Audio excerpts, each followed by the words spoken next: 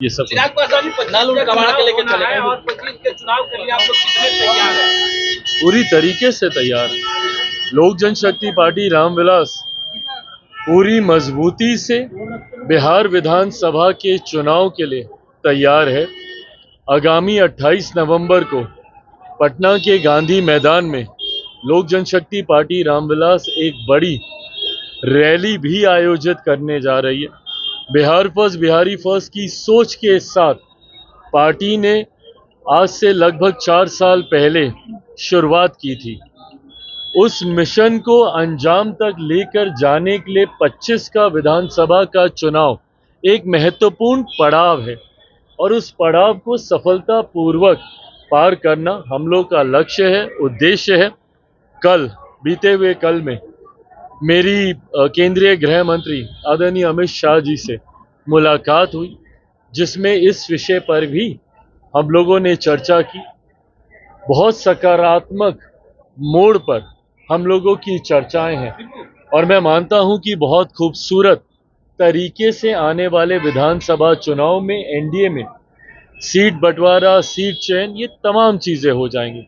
आगामी 28 नवंबर को जब पटना के गांधी मैदान में हम लोग ये रैली करेंगे तो वहां से औपचारिक चुनाव का आगाज भी लोक जनशक्ति पार्टी रामविलास के द्वारा किया जाएगा। फिलहाल कल मेरे नेता, मेरे पिता आदरणीय रामविलास पासवान जी की पुण्यतिथि है। कल 4 साल हो जाएंगे उनको हम लोगों को छोड़कर गए हुए। ऐसे में आज पूरे परिवार के साथ हम लोग आए हैं। हर साल की तरह इस साल भी पापा की जन्मस्थली शहर बन्नी में हम लोग हर साल जैसे कार्यक्रम आयोजित करते हैं, उसी तरीके से मेरा पूरा परिवार कल वहीं शहर बन्नी में रहेगा। वहीं उनकी जन्मस्थली से आशीर्वाद लेकर अगले रण की तैयारी के लिए पूरी तरीके से पार्टी का एक एक कार्यकर्ता अपनी कमर कसकर उस रण को जीतने के लिए, उस रणभूमि में उतरने के लिए तैयार होगा।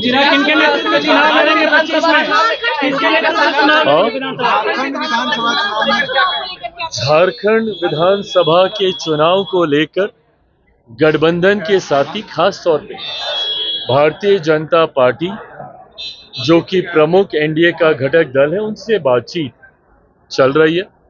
कल जैसा मैंने कहा, मेरी केंद्रीय गृह मंत्री आदरणीय अमित शाह जी से भी मुलाकात हुई है।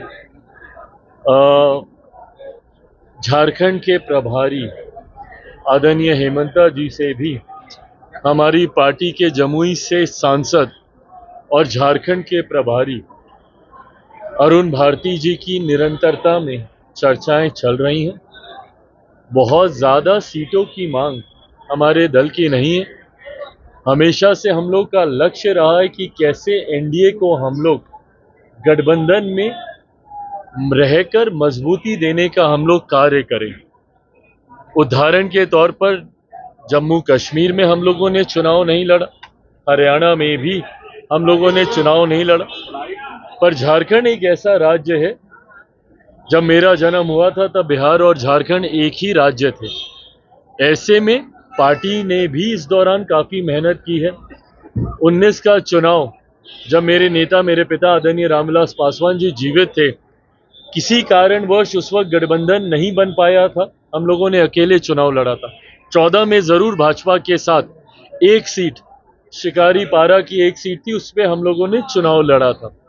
ऐसे में चाहते हैं कि 2014 में जैसी परिस्थितियां थी, उसी तरीके से गठबंधन के तहत अगर कोई संभावना बनती है, जो उम्मीद है मुझे बनेगी, सकारात्मक चर्चाएं चल रही हैं, ऐसा होता है तो हम लोग गठबंधन के तहत ही चुनाव लड़ेंगे।